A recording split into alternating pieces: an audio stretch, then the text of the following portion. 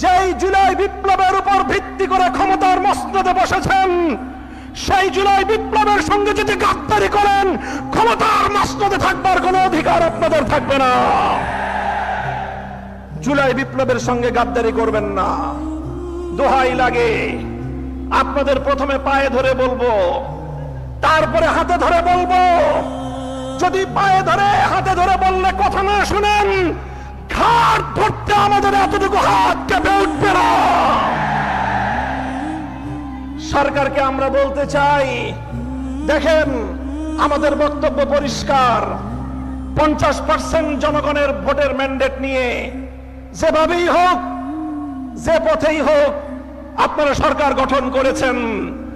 50% জনগণের সংসদ নির্বাচনে ভোট প্রদানের যে মর্যাদা এবং সম্মান রয়েছে, গণভোটে প্রায় 70% মানুষ যে হ্যাঁ ভোটে ভোট প্রদান করলো, সেই 70% মানুষের ভোটাধিকার নিয়ে যদি ছিনিমিনি খেলতে চান, ইতিহাস স্মরণ করিয়ে দিতে চাই আমি আপনাদেরকে। 1970-এর জাতীয় নির্বাচনের গণরায়ের সঙ্গে বিশ্বাসঘাতকতা করেছিল পশ্চিম পাকিস্তানিরা। পরিণামে মুক্তিযুদ্ধকে তাদের ফেস করতে হয়েছিল এবং বাংলার মানুষ মুক্তিযুদ্ধের মাধ্যমে স্বাধীনতা ছিনিয়ে এনেছিল।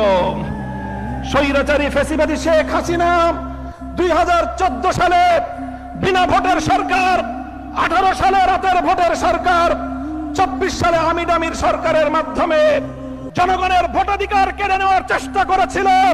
24 জুলাই বিপ্লবের মাধ্যমে শুধু ক্ষমতার মসনদ নয়, বাংলার সীমানা থেকে সে পরে গিয়ে পড়েছে।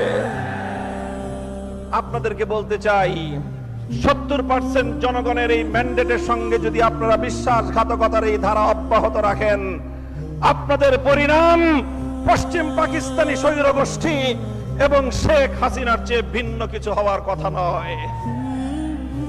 আপনারা গণভোটের রায়টা কার্যকর করেন, ভালো হবে আপনাদের। দেশের মানুষকে সম্মান দেখান।